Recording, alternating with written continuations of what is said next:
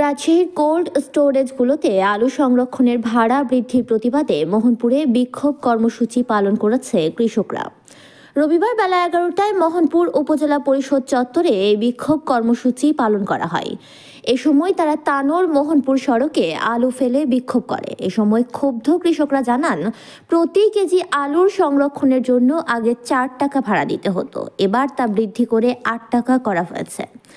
কৃষকরা দাবি করেন, আলু সংরক্ষণের ভাড়া কমানো না হলে আগামীতে তারা কঠোর আন্দোলনের পাশাপাশি মহাসড়ক অবরোধের হুমকি দেন। সমাবেশে মোহনপুর সহ তানোর ও পবা উপজেলার অন্তত সহস্রাধিক কৃষক অংশ নেয়। এর আগে গত জানুয়ারির প্রথম দিকে তানোর উপজেলার কৃষকেরা একই দাবিতে এলাকায় বিক্ষোভ কর্মসূচি পালন করে। তাসনিয়া অলিভিউশা, সিএন বাংলা, ডেস্ক রিপোর্ট।